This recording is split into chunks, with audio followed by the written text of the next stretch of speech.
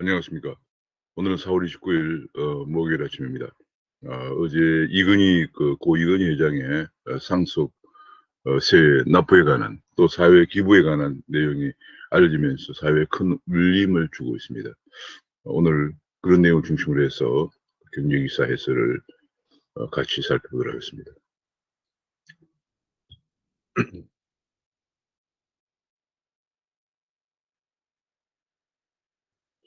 교육 소속 들어가도록 경제기사를 쉽게 해드리는 명품 시사해설 4월 29일 아침 시작하겠습니다. 구독과 알림 설정을 눌러주시면 감사하겠습니다.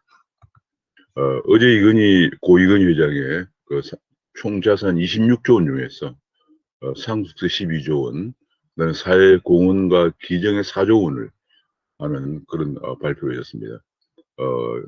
사회공헌 기정 중에 4조 원은 특히 그 의료 기부에 1조 원을 씁니다. 중앙감염병 전문병원 건립에 5천억 원을 쓰고 국립감염병 연구소 기부에 2천억 원을, 그다음에 소아병 어린이 환자 지원에 3천억 원을 기부를 합니다.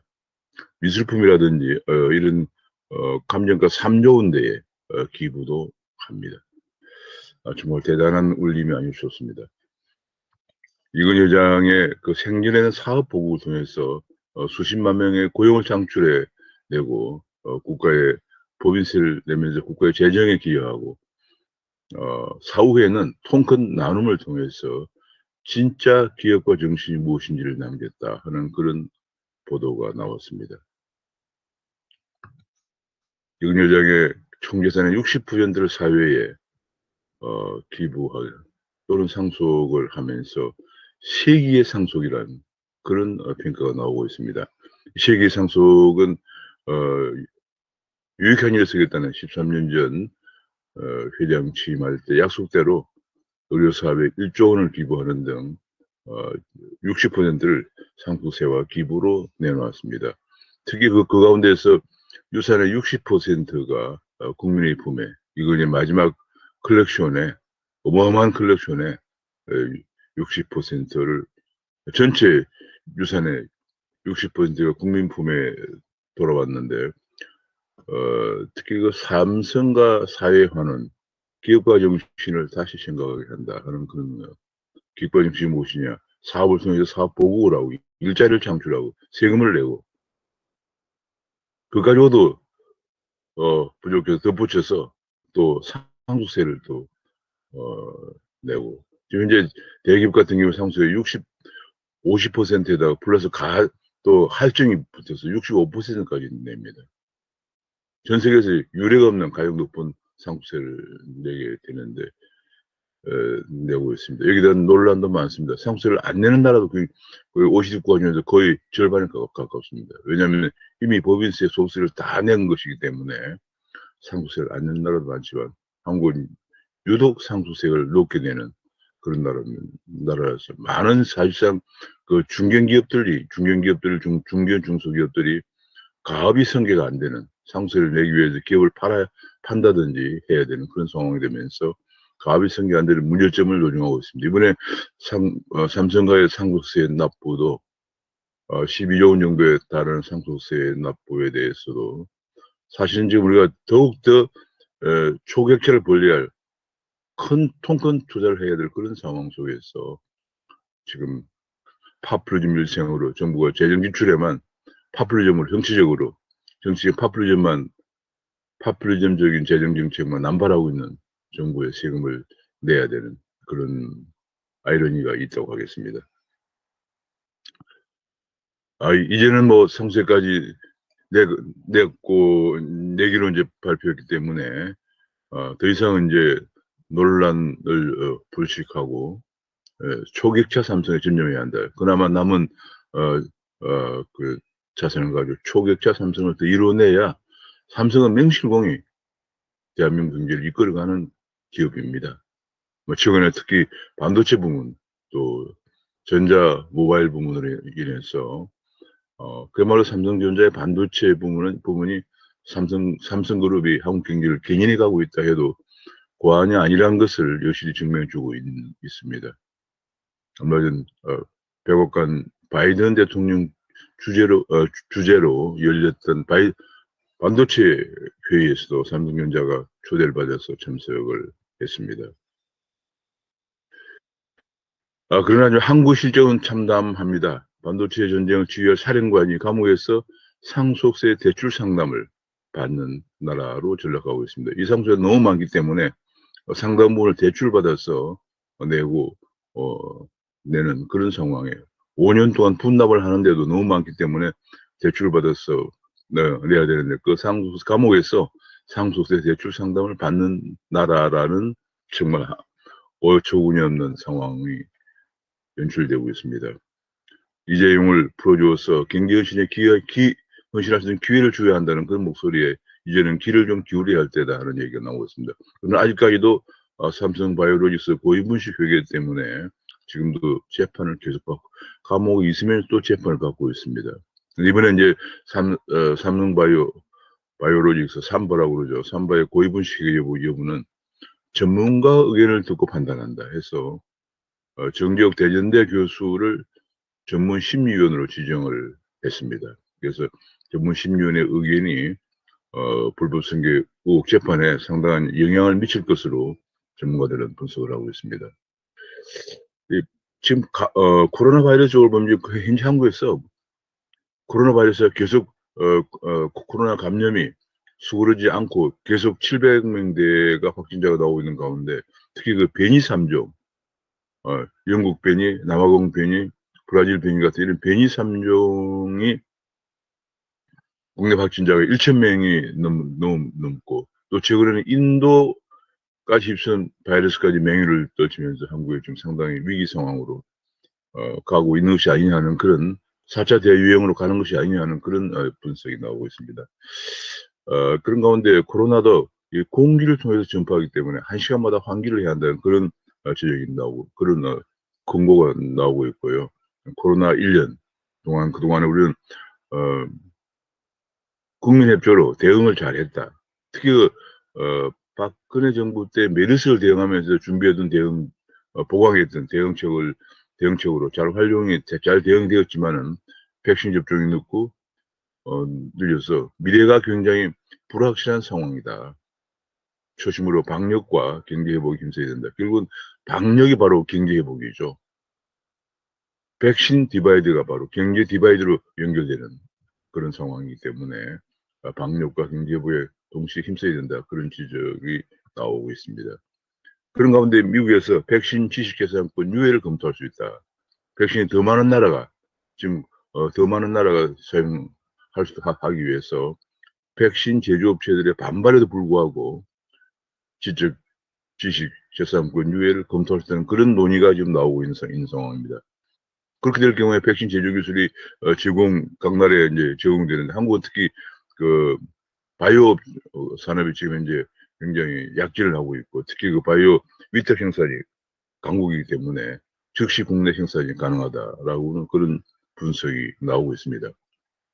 세계에서 가장 접종률이 높은 거의 국민의 80% 이상이 접종되어서 완전히 이제 그 일상생활로 돌아간 이스라엘 경우에는 이런 얘기가 나왔습니다. 이스라엘 그 담당자 얘기로는 보건복지부 장관 얘기는 초기에 어느 백신이 성공할지 몰라서 4종을 미리 선구매를 했다. 그런 얘기가 정말 적극적으로 구매됐습니다. 어느 것이 성공할지를 모르는 상태이기 때문에 백신 4종을 모두 선구매를 하고 그런 것 관여해서 세계에서 가장 강력한 정보력을 가진 모사드가 백신 확보 비밀 작전을 해서 심지어 중국산까지 들어와서 공부를 했다. 뭐 그런 얘기도 나오고 있습니다. 정말 이스라엘이라는 나라는 과거에 1960년대 그 중동 6.1 전쟁에서 이스라엘을 둘러싼 나라가 전부 아랍 국가들이죠. 그 6.1 전쟁을 통해서 6.1 전쟁으로 그냥 그 중동 국가들을 누르고 승리를 하면서 이스라엘의 진가를 보여줬습니다만은 이번에 백신 확보에서 정말 진가를 보여줬습니다. 주택 부분을 살펴보면 공시지가가 이게 이의제기가 너무 이제 그 막무가내 공시지가가 지가로 인한 종부세 세금 폭탄이 터지면서 공시지가 이의 신청이 5년 전보다 260배나 증가했답니다. 금년에 공시지가 신청건이 49,600건에 달해서 5년 전보다 260건 증가했는데 여전히 공시지가 조정률은 5%밖에 안 되었다. 그런 얘기입니다. 이제 공시지가가 확정이 되었기 때문에 종부세가 이제 본격적으로 세금을 내야 되는데 대치동 음마 아파트의 경우에 약 30평 정도 아파트 76평방미터의 경우에 보유세가 작년에 561만 원에서 845만 원 오르고 내년은 더 오르죠. 그러니까 30평 아파트 하나 갖고 있는데도 845만 원의 보유세를 내야 한다. 내년은 이것이 아마 1,000만 원을 넘었을 테니까 정말 우리나라가 30평 아파트에 사는데도 1,000만 원 가까운 세금을 낸다고 하면 이건 완전히 그야말로 세금 폭탄 또는 징벌적 세금이라고 할 수밖에 없겠습니다. 그래서 조세재정연구원의 분석에 의하면 GDP 대비 거래세가 한국이 1위다. 양도세도 올려가지고 테러를 막아서 보유세도 올리고 양도세도 올려서 테러를 막아놓고 국민들을 빈곤 속으로 몰고 있다. 왜냐하면 대개 퇴직한 사람들은 퇴직하고 뭐 집안집 갖고 있는 사람들은 수입이 없어요. 그런데 세금도 내고 또 집을 팔고 딴 데로 가려면 집을 줄여가도 양도세 내고 나면 아무것도 없어요. 이런 진퇴양난, 국민들 진퇴양난에 질곡으로 몰고 가는 문재인 정부의 부동산 정책. 정말 기가 막힌 상황이죠. 그러면서 지금 현재 이번 보선에서 대패를 하면서 부동산과 코인 정책에서 지금 참 우왕좌왕하고 있다. 시장으로서는 최악의 상황이다 하는 지적이 나오고 부동산 코인을 뒤집고 또 뒤집고 국정이 왜 이 모양인가? 뭐 간단하죠. 국정 수행 담당 능력이 없는 사람들이 국정을 한다고 자리를 차지하고 있기 때문에 이런 일이 벌어지는 거예요. 이렇게 할까 저렇게 할까 서로 뭐 정부 여당 내에서 싸우고 뭐 오직 정치적인 이해관계만 가지고 주장을 하니까 정치적인 이해관계가 더구나 내년 대선을 앞두고 서로 다르기 때문에 서로 그냥 뒤집고 또 뒤집고 또 뭐 그런 상황이 반복되고 있는 거죠. 이것이 오늘날 정부 여당의 모습입니다. 386이죠. 586이 되었죠. 386 70년대 80년대 대학 다니면서 운동이나 하던 종북 주사파 친중 책을 읽고 동아리 공부하면서 운동이나 하고 공활농활을 같은 사람들이 지금 국정을 담당하고 586에서 국정을 담당하고 있으니까 뭐 당연히 대혼란을 가져온 지금까지 계속 추락을 한 데다가 이제 보선에 대피하면서 그러면서도 반성이 없고 정책 기조 전환이 없고 계속 뒤집고 또 뒤집고 하는 그런 국정이 왜 이 모양이냐 하는 그런 신랄한 비판이 언론에서 제기되고 있습니다. 어젯밤에 오늘 새벽에 끝난 미연준에서 금리 동결하고 자산 매입을 지속한다고 발표했습니다. 매달 1,200억 달러의 채권 매입을 지속하고요. 제로금리를 유지한다. 경제가 상당히 좀 이제 경제가 회복돼서 경제가 코로나 대유행 때문에 경제 전망에 상당한 위험이라는 표현을 썼던 연준은 상당한을 빼고 위험 정도로 표현을 완화하면서 미국 경제가 완만하게 회복되고 있는 상황을 반영을 했습니다만 좀 더 경제가 완전하게 회복될 때까지 저로금 정책과 양적 완화를 유지할 것이라는 것을 다시 한번 언급을 했습니다. 암호화폐, 가상화폐 쪽을 들여다보면은 지금은 이제 미국에서 대체로 코인들이 지금 혼조세를 보이고 있습니다. 상당히 횡보를 하면서 일부 코인들은 소폭 하락하고 일부 코인들은 소폭 올라가는 그런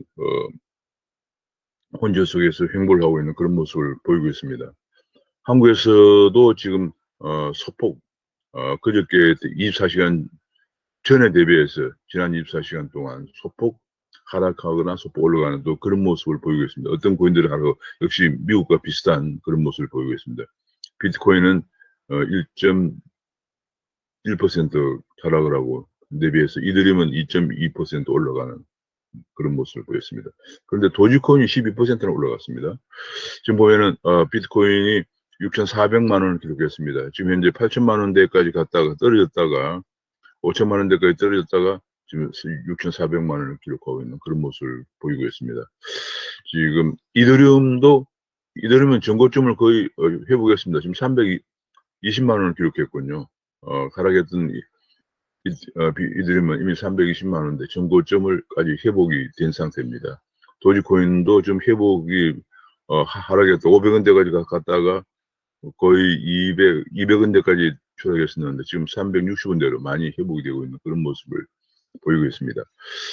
그런 가운데 이제 좀 주의할 점도 많습니다. 가짜 코인 링크 거래소를 링크해가지고 가짜 지금 이제 거래소가 이게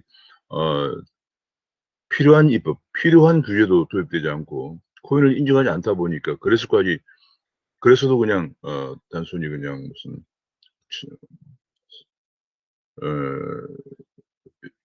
제대로 규제도 안 되고 하다 보니까 가짜 코인 거래소 링크를 보내서 돈을 강탈해가는 그런 스미싱, 가상화폐 스미싱이나 해킹이 있다고 하니까 조심해야 되겠고요.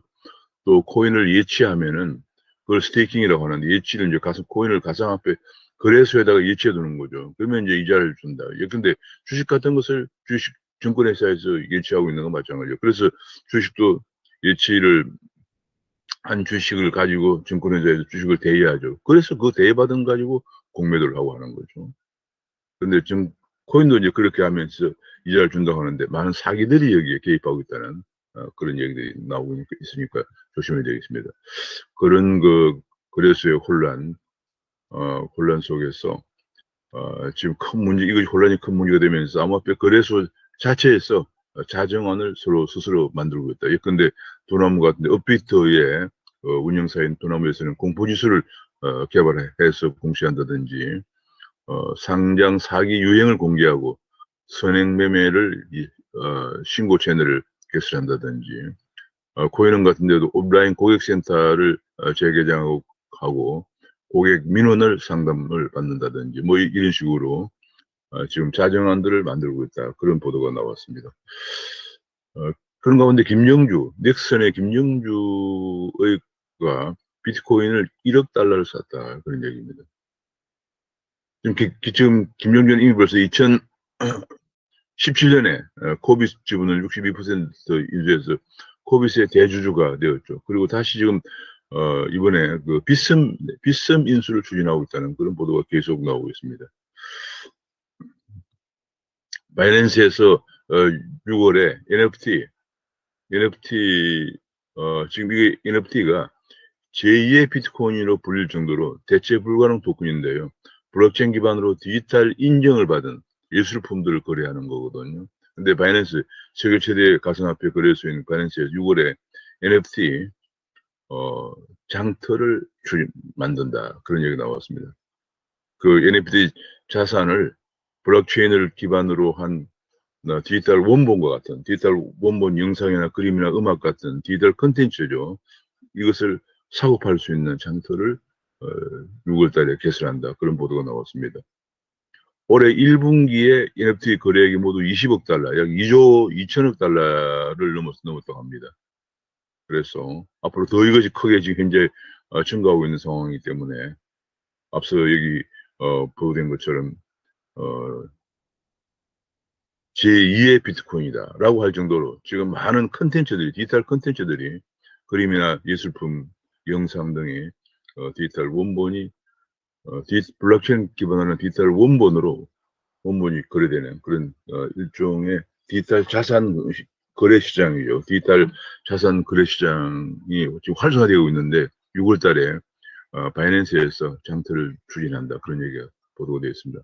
한은에서 앞으로 스테이블 코인은 결제 수단될 가능성이 높다. 그런 분석이 나왔습니다. 페이북이 이제 리브라를 대신해서 DM이라는 걸 발행을 합니다. 리브라가 미국 당국에 리브라가 잘못하면 미국의 달러 기축 통화 패권에 큰 영향을 줄 수도 있다는 그런 문제 때문에 당국과 의회에서 강력한 제동이 걸리자 페이북은 다시 DM이라는 걸 발행하는데 이것도 스테이블 코인이죠. 그래서 페이북의 DM이나 혹은 그 USD 코인 같은 것이 USDC 혹은 USDT 같은 스테이블 코인 달러의 특정 통화에 법정 통화 연동되어서 가격이 움직이는 그런 코인들이 상당히 앞으로 결제 수단이 될 가능성이 높다는 그런 분석이 나왔습니다. 비트코인의 위험성과 블록체인의 미래. 결국은 우리가 블록체인 산업이 4차 산업의 아주 핵심적인 코어인데, 백그라운드죠. 지금 뭐, 백그라운드인데, 이것이 발전하려면 결국은 암호화폐가 발행이 안 되면 안 되죠. 왜냐면 블록체인은 블록을 쌓아가는데, 그 대가로 주어지는 것이 암호화폐, 가상화폐이거든요. 그러니까 블록체인 산업이 발전하려면은, 4차 산업의 코어인 블록체인 산업이 발전하려면 결과적으로 암호화폐 또는 가상화폐도 발전이 돼야 되는데, 그리고 해서 지금과 같이 시장 불안정성 혹은 투자자 보호가 안 되는 그런 문제를 개선할 수 있는 제도권 진입과 필요한 규제는 도입해야 한다는 그런 것이 필요하다 하는 지적 계속 나오고 있는 상황입니다. 그런 가운데 암호화폐는 가상자산이다. 그래서 가상자산이기 때문에 내년 1월에 과세를 하겠다는 정부 여당의 거기에는 당정 간에 이견이 없다. 그런 얘기가 나왔습니다. 주시장에서 코스피는 외국인과 기관의 매도, 개인의 1조 원에 달하는 순 매수에도 불구하고 외국인과 기관의 매도로 횡보를 보이고 있는 그런 모습을 보이고 있습니다. 그런 가운데 지금 우리 실적들이 상당히 좋습니다. SK 하이닉스 실적이 1분기에 비해 지금 이제 작년 1분기에 비해서 작년 1분기는 이 순이익이 영업이익이 0.8조 원이었는데 1.3조 원으로 좋은 실적을 보이고 있고요. 그 다음에 지금 LG화학도 깜짝 실적을 기록했다는 보도가 나왔습니다. 1분기 실적이 1조 4천억 원을 기록했다. 그런 얘기가 영업이익이 나왔습니다. 예, 롯데케미칼도 작년에 적자에서 흑자로 지금 4,600억의 흑자로 돌아서고, 금호화학도 지금, 작년에 1,300억 흑자에서 4,400억 흑자로 돌아서고, 하나솔루션도 1,500억 흑자에서 2,291억 원 흑자로. 대체로 지금 석유화학업계가 1분기 영업이익이 굉장히 큰 폭으로 호전되고 있는 그런 모습을 보이고 있습니다. 지금 SK 하이닉스 이익이 증가했다는 보도가 나오고, 또 지금 특히 두산중공업이 다시 그야말로 죽다가, 왜냐면 본래 두산중공업은 원자력 발전을 생산하던 그런 기업인데, 탈원전 때문에 거의 그냥 완전히 중요 핵심 사업들만이 매각을 하고 그런 혹독한 구조조정 끝에 지금 순이익이 증가하고 있다. 그런 보도가 나왔습니다. SKIT 공모주에 30분 만에 4조 원이 몰렸다. 그게 첫날 공모주가 22조 원을 기록하면서 지난번 SK 바이오사이언스의 14조 원을 크게 능가하고 있는, 그러면 공모주 광풍이 불고 있다는 그런 보도가 나왔습니다. 미국의 주가도 소폭 하락하는 그런 모습을 보이고 있습니다. 그런 가운데 구글이나 마이크로소프트 같은 IT 기업들이 어닝 스프라이즈를 보이고 있다. 구글 같은 경우는 지금 순이익이 162%나 구글에 모여서 알파벳이죠. 알파벳에서 매출은 34%, 순이익이 162%나 폭증을 해서 예상보다 웃도는 어닝 스프라이즈를 기록하고 있다. MS도 컴퓨팅 수요가 늘어나면서 매출이 19%나 증가하는 이런 부분은 지금 현재 코로나 집콕 쪽, 그래 코로나 때문에 만나기보다 비대면이 늘어나면서 오히려 더 수익이 예상을 뛰어넘는 어닝 스프라이즈를 보이고 있습니다. 경제에서 보면 지금 1.6% 성장을 대통령과 홍남기 부총리는 놀라운 보온이다. 이런 얘기를 했습니다. 완전히 정상교대에 진입했다. 이런 얘기를 하는데, 이건 그야말로 국세 무민이다. 이런 지적이 나왔습니다. 사실 왜냐하면 전년 동기가 마이너스 1.0 정도 되었기 때문에 이번 1.6 성장, 전기비로 1.6이군요. 그 전기비도 지난 분기에 저성장을 생각하면 이번에 1.6은 사실은 큰 성장이 정상궤도에 진입했다고 볼 수가 없는 상황입니다. 특히 민간 소비 같은 경우가 아주 저조해서 지금 일자리도 없고, 그 다음에 코로나 때문에 자영업이나 코로나 이전부터 벌써 소주성 때문에 최저임금이 오르면서 자영업이나 소기업들이 굉장히 폐업이 증가하고 이런 속에서 가계가 부실해지면서 소비가 증가할 수가 없죠. 그런데 지금 이번에 주로 여기에 우리 이번에 1.6% 전기비 성장에 기여한 것은 반도체의 투자, 수출이 크게 기여하고 있겠는데 이 1.6% 가지고 이걸 갖다가 정상적인 성장 궤도에 진입했다고 볼 수가 없습니다. 우리나라 보통 그래도 성장률이 잠재 성장률이 낮아졌지만 한 3% 안팎, 최소 2.5% 이상은 돼야 되는데 1.6% 가지고 정상 궤도에 진입했다 하는 것은 혹시 무민이다 그런 지적이 나오고 있습니다. 특히 이제 카드 거래가 2015년 이후에 15년 통계 작성 이후에 첫 감소를 기록했다. 이건 뭐냐 그만큼 소비가 안 된다는 얘기거든요. 소비를 할 수가 없는 상황이죠. 그 외에다 또 코로나 여파 때문에 대기업의 작년 해외 매출도 33조 원이나 감소했다. 그래서 기업들이 지금 경제가 정상궤도에 진입했다고 상당히 힘든 상황이고 특히 이제 또 5060 이 노장년들의 고용이 지금 퇴직 연하는 빨라지면 지는데 지금 노장년들도 최저임금의 그 일률적인 적용 때문에 퇴직하고 어디 좀 일을 하려고 할 데가 없어요. 왜냐하면 노장년들을 높은 임금을 주고 채용하지는 않거든요. 이것이 또 사실 청년 일자리대로 지금 3분의 1이 일자리가 없는 상황이고요. 노장년들은 전부 그냥 일자리가 없는 그런 상황입니다. 60대 이상 일자리, 뭐 연간 80만 개씩 정부에서 한 달에 24만 원씩 주는 모든 일자리, 세금도 일자리 그것밖에 없는 상황입니다. 최저임금을 제발 좀 탄력적으로 적용해서 퇴직한 노장년들이 좀 생계비를 벌 수 있는 그런 기회를 줘야 되는데 그냥 뭐 아무리 외쳐도 우이덕경입니다. 대실패한 소주성을 지금도 소주성 끝을 잡고 있는 그런 상황입니다. 그런 가운데 홍남기는 연일 문정부를 육탄 방어하고 있다. 뭐 지금 경제는 안정적으로 반등하고 있다. 뭐 그냥 정상궤도에 진입했다. 대통령과 똑같은 발언을 계속 쏟아내면서 경제에 대해서 지금 국민들의 어려운 입장은 아랑곳도 하지 않고 자화자찬을 하면서 여권 인사들 가운데서도 이제 든든하다 하는 호평을 받으면서 부총리 유임 가능성도 기류가 지금 나오고 있다. 그런 보도가 아침에 나왔습니다. 참 정말 어이가 없는 상황입니다. 예타 면제 100주도 모자라서 예타를 아예 두 가지 허물려고 하는 그런 시도가 지금 김두관 더불어민주당 의원 예타 조사 권한을 기재부에서 아예 각 중앙부처로 넘기자 이런 법안까지 내고 있고 그래서 예타가 지금 거의 그냥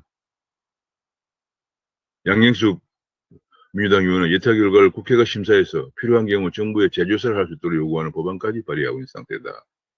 뭐 예타를 완전히 그냥 국회에서 여당 마음대로 주무르겠다는 얘기죠.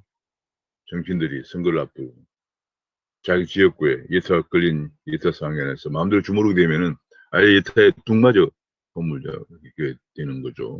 그런 지적이 나오고 있습니다. 산업 쪽을 좀 들여다보면은 우리 조선업이 지난번 그 대혹독한 구조조정 그때 그야말로 거제라든지 울산 같은 데가 혹은 통영 같은 데가 조선업이 있는 지역이 완전히 지금 그야말로 러스트 벨트가 되는 것이 아니냐 우려가 나왔습니다만은 8년이 지난 지금 한국의 조선 수주가 세계 1위를 다시 회복했습니다. 회복하면서 중국을 제치고 해서 52%를 차지해서 회복하면서 다시 재기의 벽고동을 올리고 있습니다. 특히 우리나라는 고부가가치 선박, 고기술 선박을 싹쓸이하고 있는 상황입니다. 근데 대형 컨테이너선이라든지 혹은 그 초대형 원유 운반선 같은 거, LNG 운반선 같은 그런 고부가가치 고기술 선박이 한국에 강점이 있는데 그 강점들이 살아나면서 전 세계 수주의 52%를 차지하면서 다시 벽고동을 올리고 있는 그런 모습을 보여주고 있다는 보도가 나오고 있습니다. 그런 가운데 미국과 중국과 EU가 신제조업 전쟁 중이기 때문에 한국이 뒤처지면은 하청의 필요 전략을 우리도 있다는 그런 지적이 또 나왔습니다. 한반도의 98%가 해외 의존을 한국의 차량용 반도체 98%를 해외 의존하고 있기 때문에 이 차량용 반도체가 없어서 지금 차량 생산 중단이 되는 그런 상황이 계속 나오고 있기 때문에 지금 현재 예컨대 현대차 같은 경우도 울산 공장의 휴업이 검토되고 있고 가동이 일시 중단되는 그런 상황이 발생하는 등 자동차의 파장이 크기 때문에 자동차 반도체 육성을 위해서 정부의 지원이 절실하다 그런 얘기가 나오고 있습니다. 이런 가운데 이제 얼마 전에 제가 보니까 삼성전자가 그 네덜란드에 그 자동차 반도체 회사를 인수한다 그런 보도도 나오고 있는데 아직 확정은 안 되고 있는 상황입니다.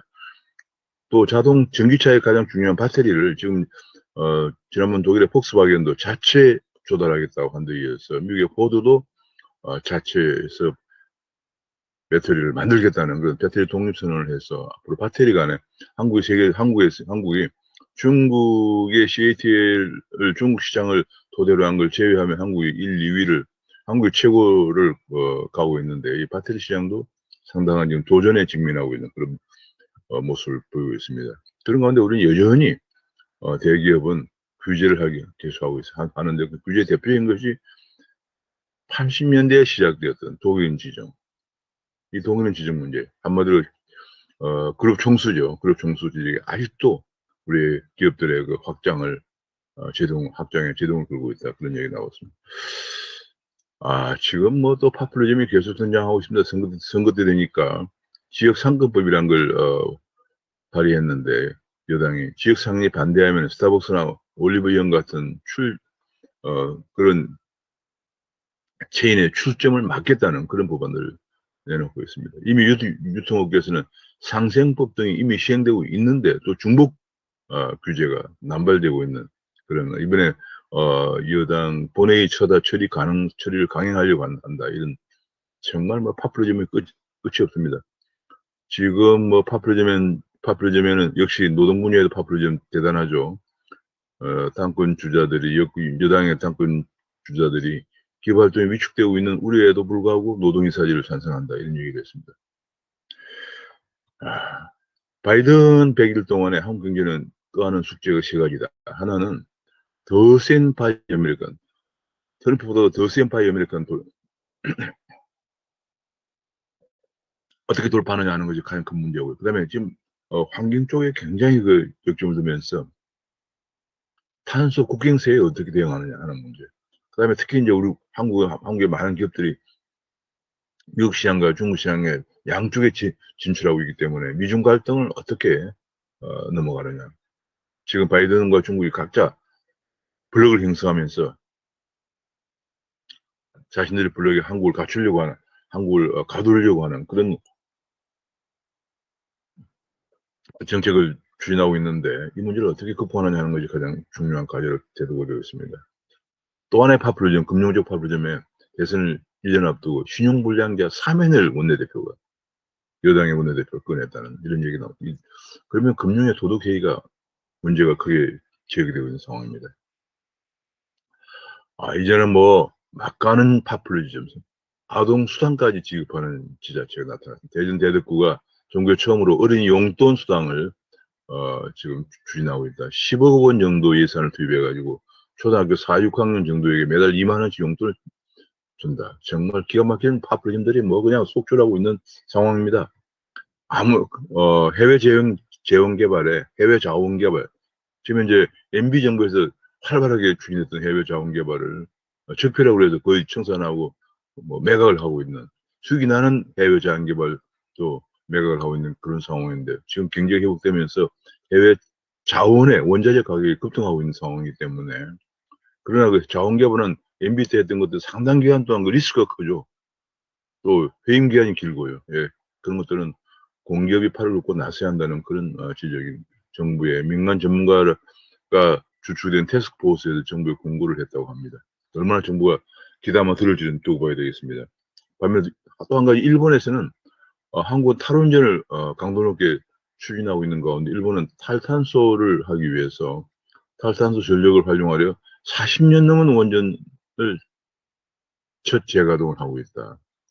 후쿠시마 사고 이후에 멈춘 3기가 지방자치단체 동의를 얻어서 재개를 준비하고 있다. 그런 보도 나왔습니다. 그러니까 지금 현재 원전이 없이는 지금 탈탄소가 안 된다는 그런 지적이 전문가들에 계속 나오고 있습니다. 근데 우리는 완전히 탈원전 쪽으로 가면서 또 탈탄소도 또 하겠다고 하니까 그것은 거의 불가능하다. 그런 지적이 계속 나오고 있는데도 우리는 막무가내. 그다음에 아마 그런 속에서 일본은 40년 넘은 원전도 재가동을 하려고 하는데 우리는 지금 막무가내 그냥 탈원전만 외치고 있습니다. 현대차에서 사무용 노조 출범을 했다고 합니다. 이 사무용 노조 출범을 계기로 해서 이제는 강성 운동권 중심의 노조와 차별하는 그런 모습을 보여야 한다. 또 앞으로 보일 것으로 전망된다. 그런 지적이 나오고 있습니다. 이 상당히 그 사무직 노조 출범이 앞으로 강성 중심의 노조들과 노조 운동권 지배해온 노조 운동에 상당한 변화를 초래할 가능성이 있어 보입니다. 청와대에서 공공기관에 그냥 낙하산 인사, 꽂아넣기 낙하산 인사, 전문성이 너무 없기 때문에 노조도 반발하고 있다. 지금 대체 보면 많은 경우에 지난번 박원순 10년 동안 박원순 중에서 시민단체 출신들 좌파단체들이 서울시에서 일 좀 하다가 청와대로 가고 청와대에서 또 임기가 끝나면 또 공공기관에도 낙하산 내려가고 뭐 끊임없이 캠코드 인사들이 계속 자리 바꾸만 하고 있는 배전문 인사하고 있는 그런 문제에 관해서 이제 노조도 반발을 하고 있다. 그런 얘기들이 나오고 있고요. 미국에는 바이든이 엄청난 재정 지출을 하면서 기업이나 부유층 세금을 더 거두려고 하는데 사실 이것이 의회 통과가 만만치 않다. 그런 얘기가 나오고 있습니다. 안보 문제 같은 것도 지금 이제 4.27 쇼, 4.27 쇼, 판문점 선언이죠. 3년 동안 안보 국격이 완전히 허물어지고 있다는 그런 지적이 나오면서 9.19 평양에서 남북 군사합의 유명무실해지고 우리 군만 지뢰를 지어가고 북한은 계속 핵을 개발하고 있는 상황에 대해서 오히려 우리는 북한은 DMZ에서도 이행을 하지 않고 있어. 우리만 지뢰를 지어기 위해서 기습을 열어주고 있다. 이런 비판도 제기되고요. 그런 가운데 계속 국민을 혼란케 하는 대통령이 일단 대미 대북 발언이 나오고 있어 국민을 혼란스럽게 하고 있다. 계속 미국의 비위를 거스리는 종북 발언들이 계속 나오면서 국민들이 오히려 상당히 혼란을 초래하고 있다. 이 도보 환성달이 4.27 판문점에는 3년을 기기로 해서 오히려 더 미국과 멀어지는 문 대통령의 발언, 문 대통령 저희가 무엇인가에 대한 언론의 실타가 나오고 있습니다.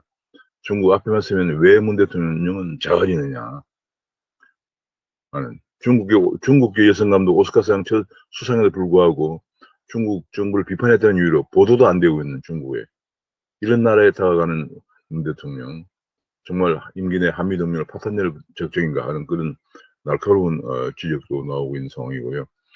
사드 배치 4년 동안 4년 만에 기지 정상화 길을 열었다. 장비 반입을 했다고 합니다. 근데 지금 지난 4년 동안 장비 반입이 안 되면서 안 되고 환경평가도 안 되고 하면서 장병들이 지난 4년 동안 4년째 컨테이너 생활을 해왔다는 겁니다. 이게 지금 말이 안 되죠. 그 컨테이너 생활을 하자 미국 국방이 최근에 강력한 항의를 하면서 사드 장비가 추가 반입이 이루어졌는데 그런 과정에서 장비 반입을 반대단체다 미리 예고를 했다는 겁니다. 그래서 혼란을 초래하고 난장판을 시위를 오히려 부르는 결과를 초래한 군 정부 국방부가 그렇게 했다는 겁니다. 야, 정말 우리나라 국방이 도대체 뭘 하자는 건지 모르겠습니다. 그런 가운데 최근에 국회에 제안된 법안 중에 하나가 우리 세금으로 북한의 공항과 철도를 개발해주자 하는 민주당의 법안이 4건이나 발의되어 있다는 그런 정말 어처구니 없는 지금 북한은 계속 핵을 개발하고 SLBM까지 핵 발진 잠수함까지 개발을 운송해서 북한의 공항이나 철도 같은 걸 개발해주자 이런 황당한 법안들이 계속 우리나라에 우리 여당들이 4건이나 발의되고 있다.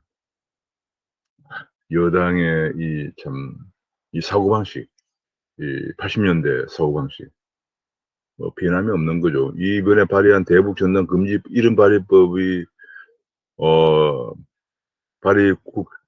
그런 법안을 발의한 이 의원이 대북 전단 금지법을 발의했던 박상혁 의원이 대표 발의했는데 박 의원은 한총련 출신으로 청와대 행정관 이력이 있는데 이번에 국회에 진출해서 계속 이런 법안을 연달아서 내놓고 있는 상황이라고 합니다. 그런 가운데 서울시 교육청에서는 교육청 추천도에서 북한을 미화하는 추천도서를 배포해서 또 말씀을 드리겠습니다. 미군 철수에도 군사 충돌이 없다. 뭐 그런 얘기를 계속 쭉 하면서 탈북자들은 먹고 살기 위해 남쪽으로 온 것이지 북측 체제에 불만을 품고 넘어온 경우는 드물다. 뭐 이런 그 얘기들을 담고 있다고 합니다. 아 정말 이게 뭐 지금 좌파들의 그 준동이 뭐 준동이라 해도 좀 국회에서는 아까도 앞에서 본 것처럼 우리 돈으로 우리 세금으로 지금 우리 재정도 지금 바닥이 나오고 있는 속에서 세금으로 북한의 공항과 철도를 개발하고 지어주자 뭐 그런 얘기 법안이 4건이나 발의되어 있고요. 또 뭐 계속 이렇게 어린 학생들의 교육까지도 이렇게 좌파가 준동하고 있는 그런 모습을 보이고 있는 가운데 문재인 대통령이 다음 달 한미 정상회담을 앞두고 계속 발언들을 어 그야말로 반미로 비칠 수도 있는 그런 발언들을 계속 내놓고 그래서 과연 한미 정상회담은 원만하게 잘 될 것인가? 백신 확보는 제대로 잘 될 것인가? 한미 동맹 공고화될 것인가 하는 그런 문제에 관해서 많은 걱정들을 하게 하고 있습니다. 오늘은 여기까지 말씀을 드리도록 하겠습니다. 정말 많은 걱정들이 오늘 아침에도 많은 걱정들이 되게 하는 그런 아침이었습니다. 감사합니다.